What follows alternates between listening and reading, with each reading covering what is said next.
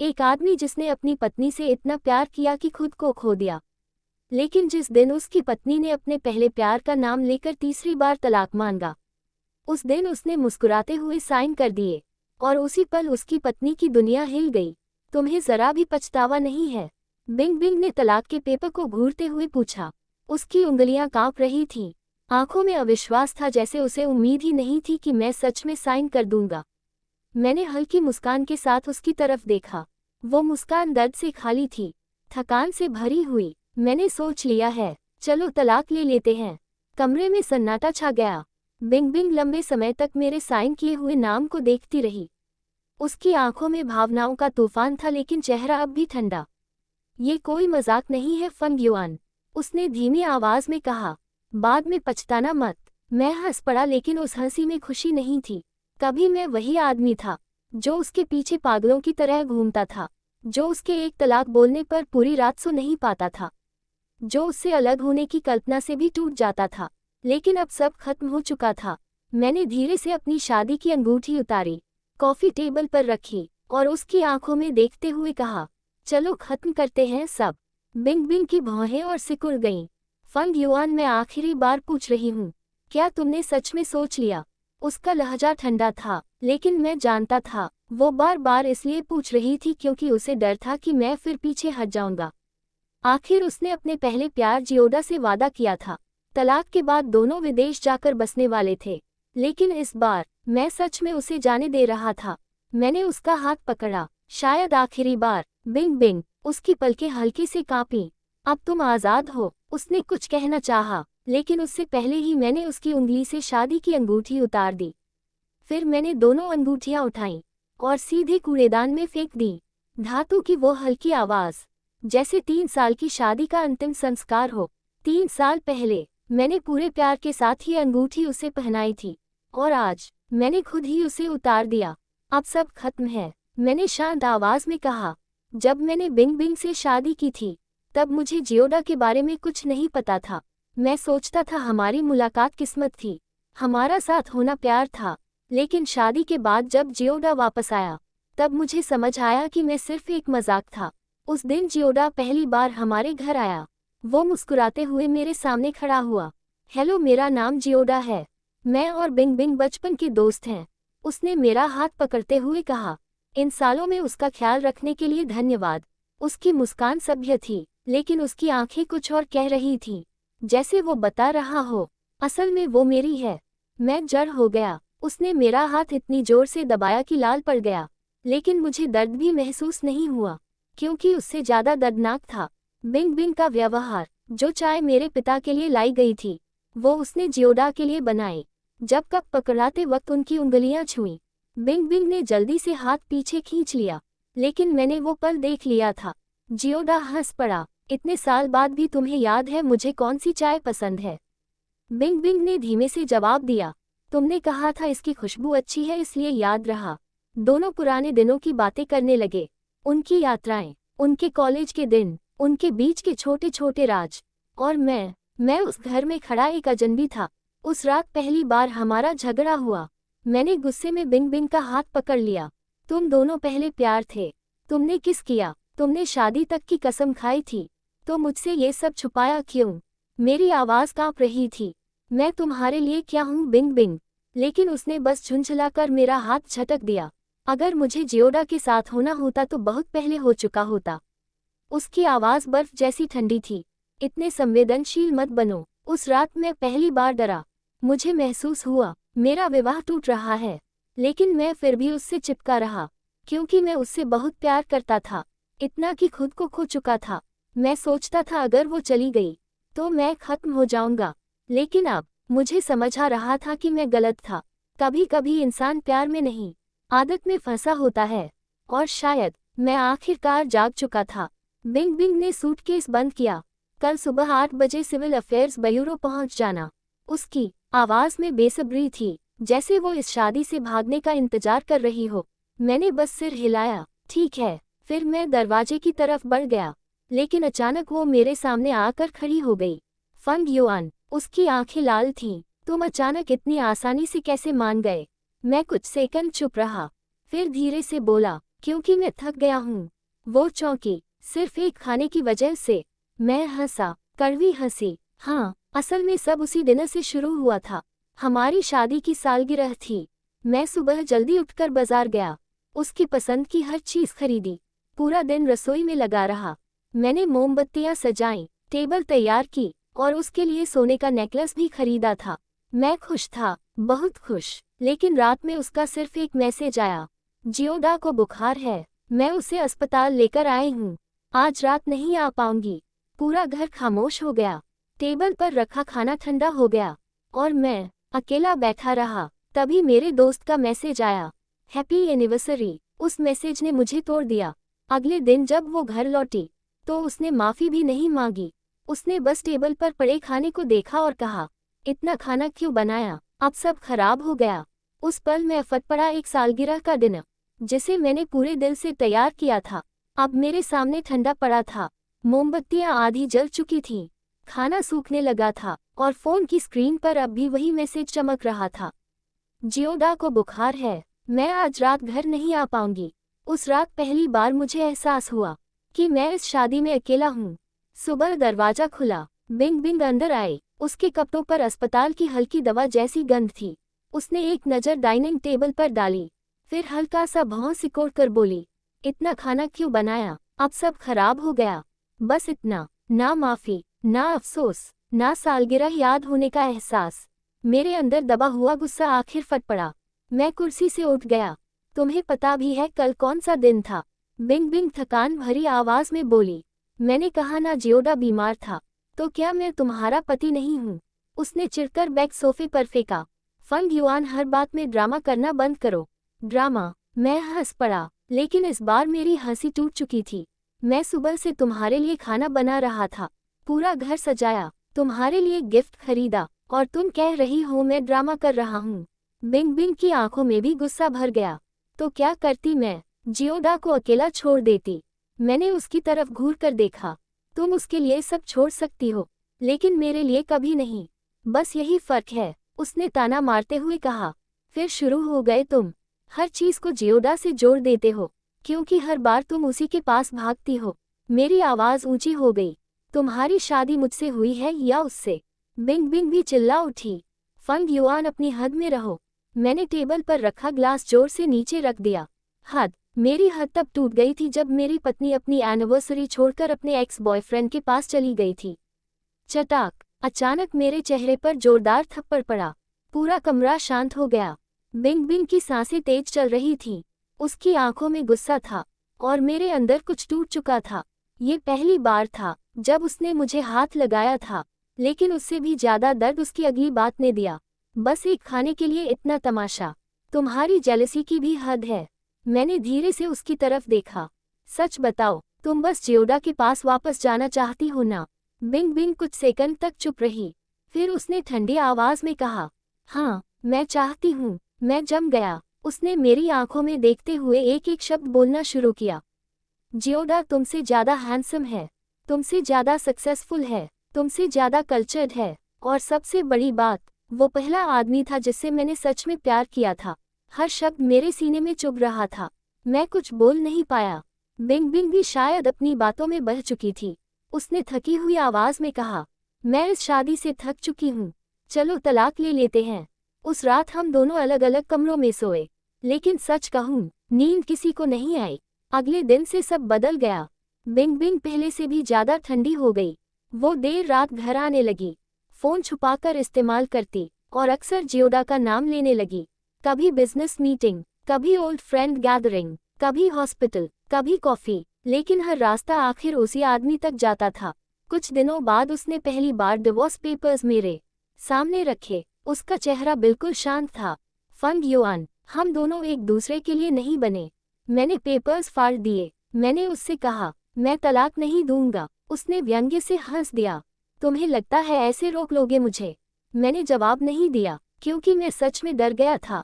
मैं उसे खोना नहीं चाहता था। भले ही वो मुझे प्यार नहीं करती थी, फिर भी मैं उसे जाने नहीं देना चाहता था।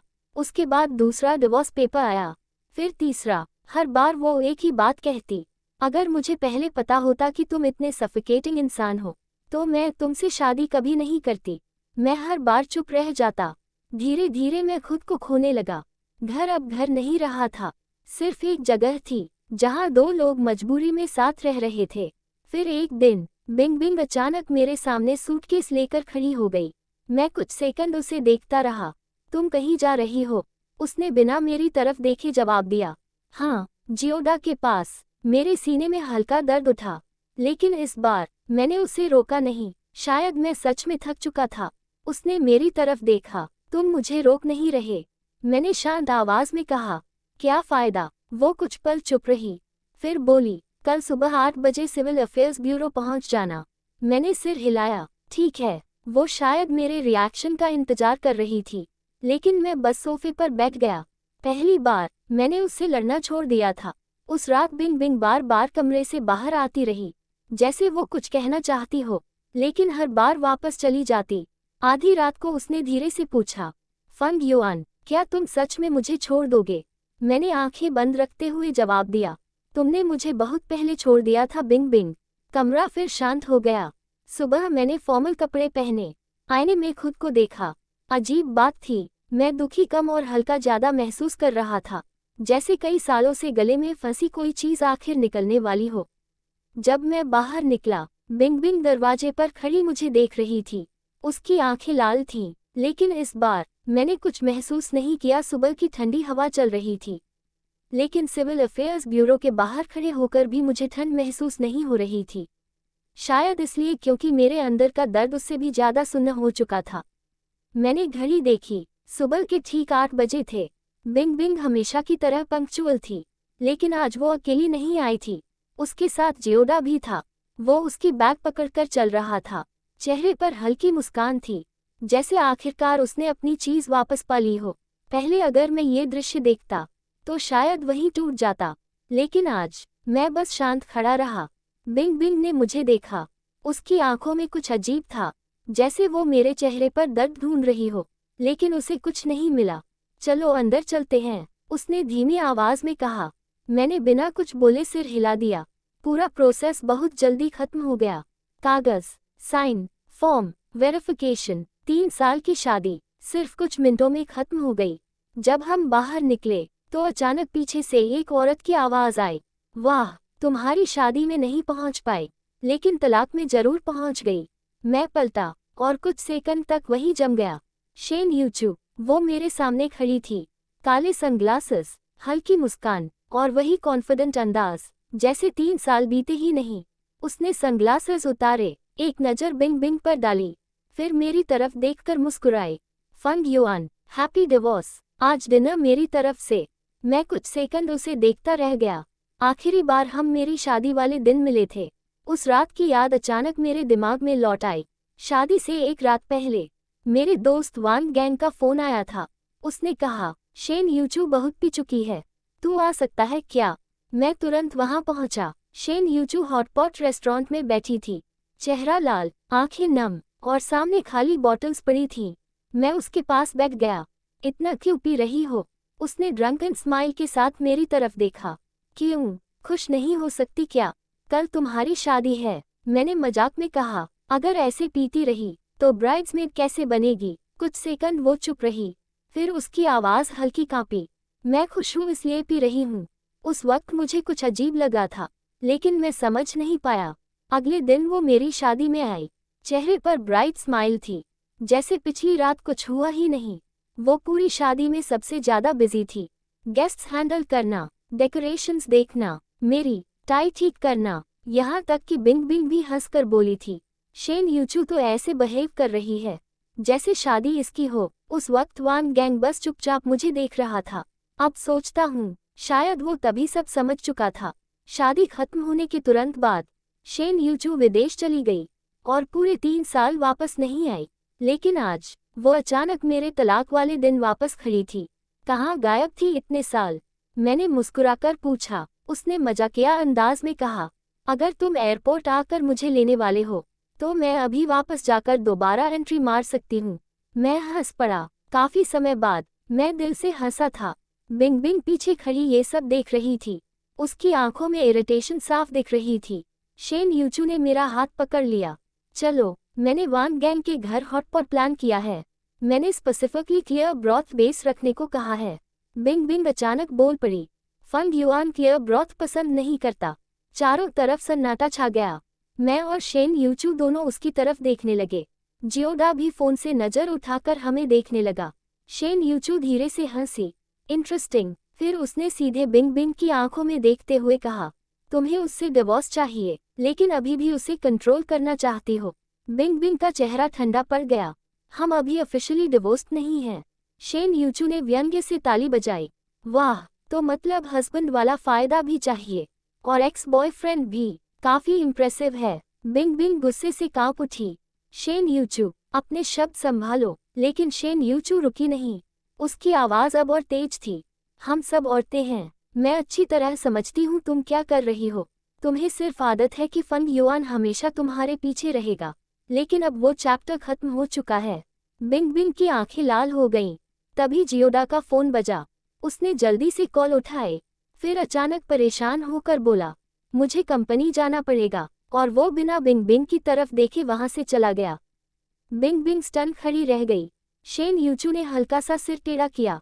वाह, जिस आदमी के लिए तुमने अपनी शादी तोड़ी, वो तुम्हें यही छोड़कर भाग गया।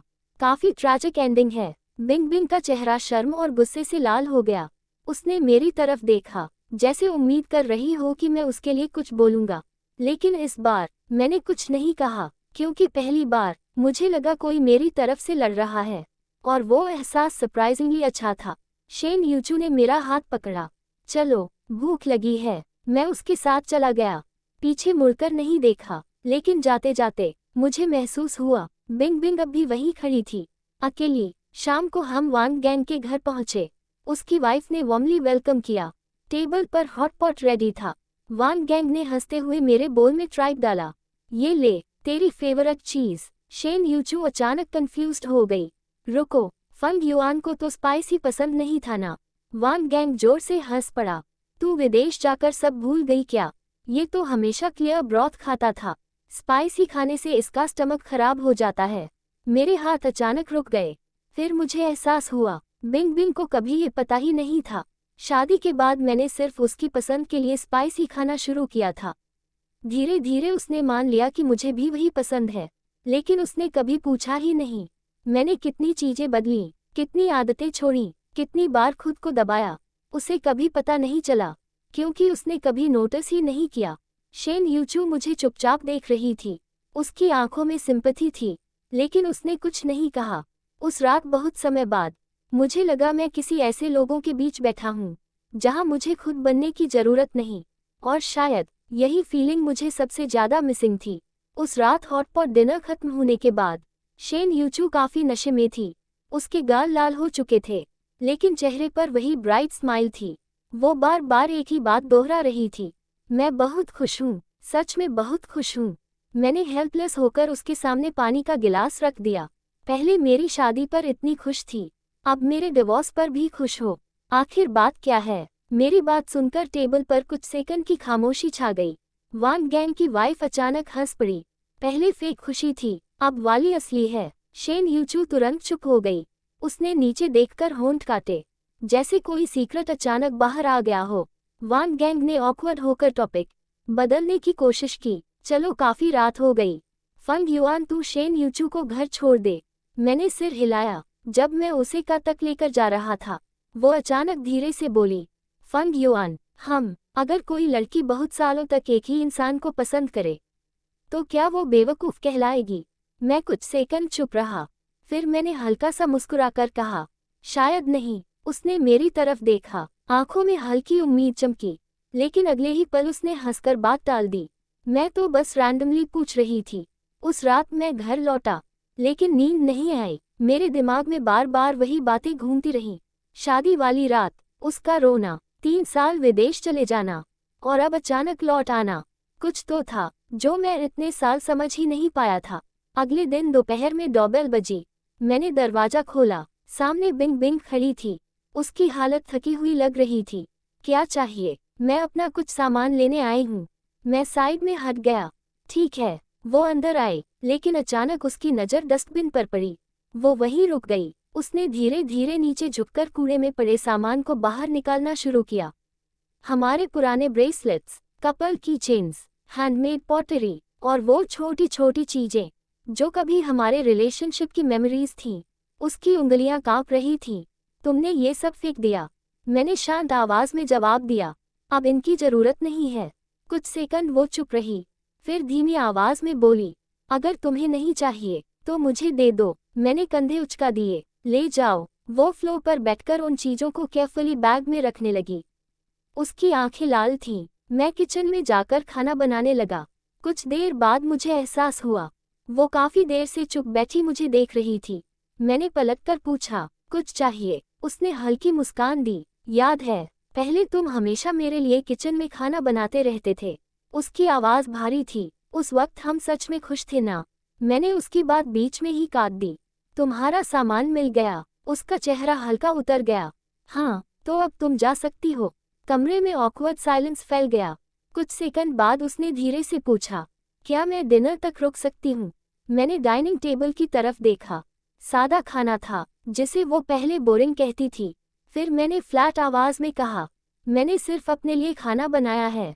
उसने फोर्स्ड स्माइल दी। समझ गई। वो धीरे से उठी, बैग पकड़ा और दरवाजे की तरफ चल दी।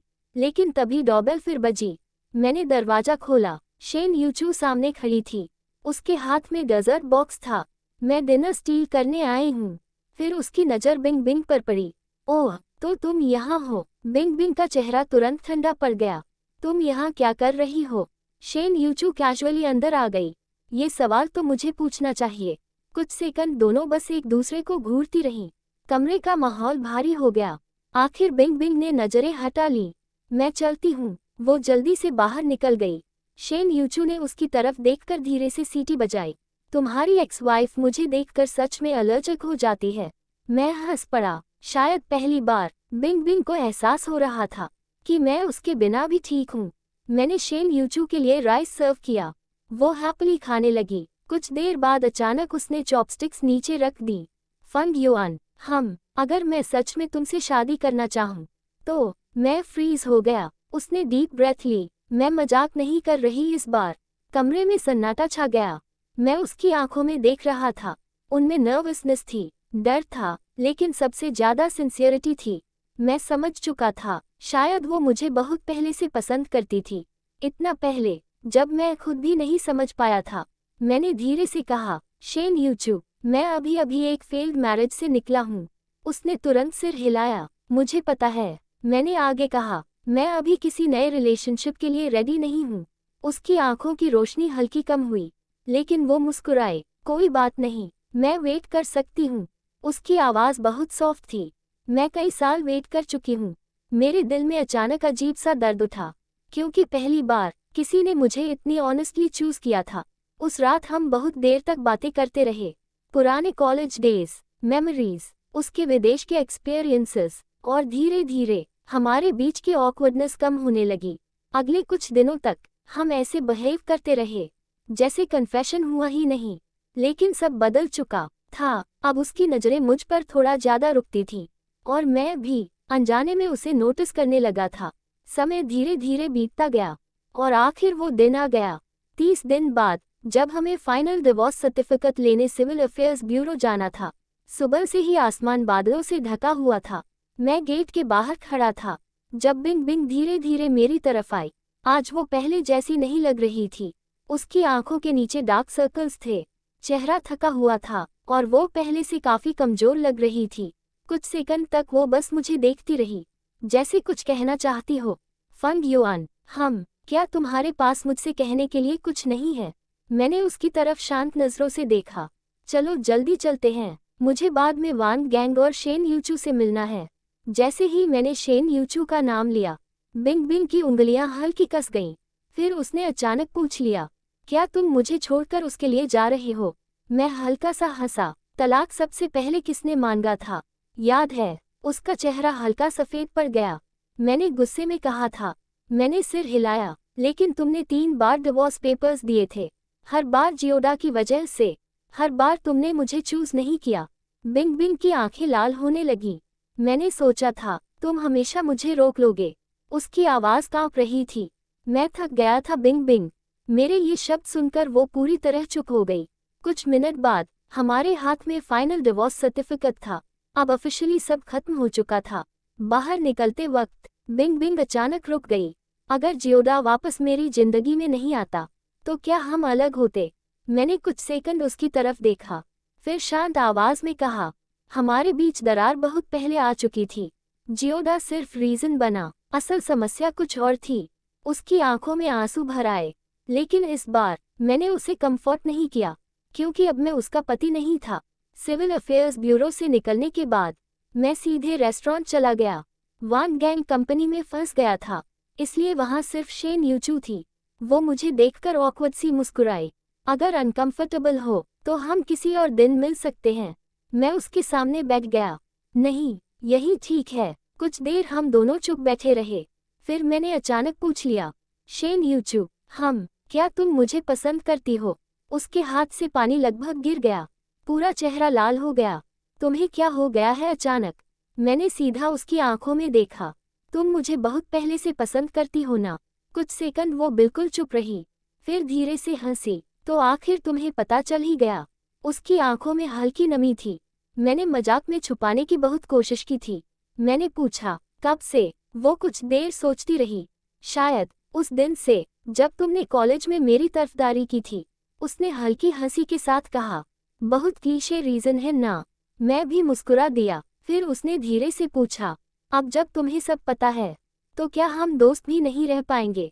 उसकी आवाज में डर साफ था। मैंने तुरंत सिर हिलाया। ऐसा नहीं है, मैं वर्ड्स ढूंढने लगा। फिर धीरे से बोला, मैंने अभी अभी एक टॉक्सिक रिलेशनशिप खत्म की है। मुझे थोड़ा समय चाहिए। शेन यूचू की आंखों में उम्मीद वापस चमकी। मैं वेट कर सकती हूँ। इस बार मैंने उसका हाथ नहीं हटाया, और शायद उसी पल हमारे बीच कुछ बदल गया था। कुछ दिन बाद शाम के समय अचानक डोरबेल बजी। मैंने दरवाजा खोला। बिंग बिंग सामने खड़ी थी। उसके हाथ में एक छोटा वेलवेट बॉक्स था। मैंने भौं सिकोड़ ली। अब क्या हुआ? उसने बॉक्स मेरी तरफ बढ़ाया। ये तुम्हारे लिए है। मैंने खोला। अंदर वही कफलिंग था जिसे मैं पहले बहुत पसंद करता था। मेरी सांस कुछ पल के लिए रुक गई। मुझे तुरंत वो दिन याद आ गया जब उसने गुस्से में मेरा फेवरेट कफलिंग खिड़की से बाहर फेंक दिया था। तब उसने कहा था, अगर कफलिंग इतने पसंद हैं तो उन्हीं के साथ रह लो। और आज वो खुद वैसा ही दूसरा कफलिंग लेकर खड़ी थी। मैंने बॉक्स बंद कर दिया। अब मुझे कफलिंग्स पसंद नहीं। उसका चेहरा तुरंत उतर गया। मैं दूसरा खरीद दूंगी, तुम जो चाहो वो। मैंने धीरे से सिर हिलाया। बात कफलिंग की नहीं है। फिर किसकी है? उसकी आवाज टूट रही थी। मैंने उसकी आंखों में देखते हुए कहा, अब मुझे तुम भी पसंद नहीं हो। ये सुनते ही उसकी आंखों से आंसू गिर पड़े। वो दरवाजे के सहारे खड़ी हो गई। फंग युआन, अगर मैंने पहले माफी मांग ली होती, अगर मैंने पहले एडमिट कर लिया होता कि मैं गलत थी, तो क्या सब बदल सकता था? मैंने सच बोल दिया। हाँ। उसका शरीर हल्का कांप गया। उसने रोते हुए कहा, मैंने हमेशा सोचा मैं जियोडा से प्यार करती हूँ, लेकिन डिवोर्स के बाद मुझे समझ आया जिस इंसान के बिना मैं रह नहीं पा रही वो तुम हो। मैंने उसे चुपचाप रोते देखा, लेकिन मेरे अंदर अब कुछ नहीं बचा था। ना गुस्सा, ना प्यार, ना उम्मीद, बस शांति। मैंने धीरे से कहा, बहुत देर हो चुकी है बिंग बिंग। उसने मेरा हाथ पकड़ लिया। मैं बदल जाऊंगी। मैंने धीरे से हाथ छुड़ा लिया, लेकिन मैं वापस नहीं जाऊंगा। उसी पल एलिवेटर खुला। शेन यूचू बाहर आए। उसने सीन देखकर कुछ सेकंड पॉज किया, फिर चुपचाप मेरे पास आकर खड़ी हो गई। बिंग बिंग ने हमें साथ देखा। उसकी आंखों की आखिरी उम्मीद भी टूट गई। उसने हल्की हंसी हंसी। कल जियोडा मुझे विदेश ले जाना चाहता था, लेकिन मैंने मना कर दिया। मैं सिर्फ तुम्हें देखने आई थी। अब देख लिया। उसकी आवाज बहुत शांत थी, लेकिन आंखें पूरी तरह टूट चुकी थीं। वो एलिवेटर की तरफ मुड़ी, फिर आखिरी बार मेरी तरफ देखकर बोली, फंग युआन, मैं जा रही हूँ। इस बार मैंने उसे नहीं रोका। एलिवेटर बंद हो गया, और पहली बार मुझे लगा मेरे दिल का सबसे भारी बोझ आखिर उतर गया है। मैंने धीरे से शेन यूचू का हाथ पकड़ा। उसने घबराकर पूछा, सब ठीक है? मैं मुस्कुराया, अब सब ठीक है। एलिवेटर के दरवाजे धीरे धीरे बंद हो गए। बिंग बिंग की आखिरी झलक भी आंखों से ओझल हो गई। पूरा हॉलवे शांत था। कुछ सेकंड तक मैं वहीं खड़ा रहा, जैसे 3 साल की सारी यादें धीरे धीरे मेरे अंदर से निकल रही हूँ। शेन यूचू ने धीरे से मेरा हाथ दबाया। तुम ठीक हो? मैंने उसकी तरफ देखा। उसकी आंखों में चिंता थी, लेकिन उसने मुझसे कोई सवाल नहीं पूछा। वो हमेशा ऐसी ही थी। जब मुझे स्पेस चाहिए होता, वो चुपचाप साथ खड़ी रहती। जब मुझे किसी की जरूरत होती, वो बिना कहे सामने आ जाती। मैं हल्का सा मुस्कुराया। अब ठीक हूँ। शेन यूचू ने राहत की सांस ली। फिर अचानक मजाकिया अंदाज में बोली, तो क्या इसका मतलब अब ऑफिशियली मैं तुम्हें डिनर डेट्स पर ले जा सकती हूँ? मैं हंस पड़ा। इतने सालों बाद मेरी हंसी पहली बार इतनी हल्की लगी। मैंने टीजिंग टोन में कहा, देखते हैं तुम्हारा परफॉर्मेंस कैसा रहता है। शेन यूचू ने फेक सीरियस चेहरा बनाया। फिर तो मुझे फुल एफर्ट लगाना पड़ेगा। उसकी बातें सुनकर मेरा दिल सरप्राइजिंगली शांत हो गया। ना कोई प्रेशर, ना कोई डर, ना खुद को बदलने की मजबूरी। उसके साथ रहते हुए मुझे हमेशा ऐसा लगता था जैसे मैं बस में हो सकता हूँ। कुछ दिनों बाद मैं और शेन यूचू पुराने कैफे गए, जहाँ हम कॉलेज डेज में अक्सर बैठते थे। वही कॉर्नर सीट, वही बड़ी ग्लास विंडो, वही हल्की कॉफी की खुशबू। शेन यूचू एक्साइटेड होकर पुरानी बातें याद दिला रही थी। याद है, तुम एग्जाम से पहले हमेशा पैनिक कर जाते थे। मैंने तुरंत प्रोटेस्ट किया। झूठ, मैं बिल्कुल काम रहता था।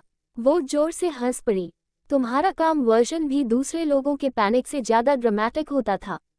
मैं भी हंस पड़ा। शायद जिंदगी ऐसी ही होनी चाहिए थी। Simple, comfortable, peaceful. बाहर हल्की बारिश शुरू हो चुकी थी। लोग जल्दी जल्दी सड़क पार कर रहे थे। लेकिन इस बार मैं किसी का इंतजार नहीं कर रहा था। ना कोई एंग्जाइटी थी, ना दिल में खालीपन। शेन यूचू ने अचानक मुझे देखा। क्या सोच रहे हो? मैंने विंडो के बाहर देखते हुए धीरे से जवाब दिया। बस ये कि शायद जिंदगी अब फाइनली सही डायरेक्शन में जा रही है। उसने सॉफ्टली मुस्कुराकर कहा, तो फिर पीछे मत देखना। मैंने उसकी तरफ देखा। उसकी आंखों में वही वार्मथ थी जो शायद हमेशा से मेरे लिए थी। और इस बार मैंने आखिरकार उसे नोटिस कर लिया। मैंने धीरे से उसका हाथ पकड़ लिया। शेन यूचू हल्का सा चौंकी। फिर उसके होठों पर छोटी सी स्माइल आ गई। उसने मेरा हाथ वापस कसकर पकड़ लिया। बाहर बारिश और तेज हो गई थी, लेकिन अंदर सब बहुत शांत था। मैंने आखिर समझ लिया था, कुछ लोग हमारी जिंदगी में तूफान बनकर आते हैं ताकि हमें दर्द देकर चले जाएं, और कुछ लोग बहुत लंबे समय तक चुपचाप हमारे पास खड़े रहते हैं ताकि जब हम टूट जाएं तो वो हमें फिर से जीना सिखा सकें। मैंने कभी नहीं सोचा था कि अपनी शादी खोने के बाद मैं दोबारा सुकून महसूस कर पाऊंगा, लेकिन अब जब मैं शेन यूचू के साथ बैठा था, उसका हाथ पकड़े हुए, मुझे पहली बार लगा शायद एंडिंग हमेशा दुखद नहीं होती। कभी कभी गलत इंसान के जाने के बाद ही सही इंसान की जगह बनती है, और इस बार मैं उस इंसान का हाथ छोड़ना नहीं चाहता था। दोस्तों, यही इस कहानी का अंत होता है। और दोस्तों, आजकल वीडियो पर रीच कम आ रही है, इसलिए आप सब इस वीडियो को लाइक करें, चैनल को सब्सक्राइब करें और एक कमेंट जरूर कर दें।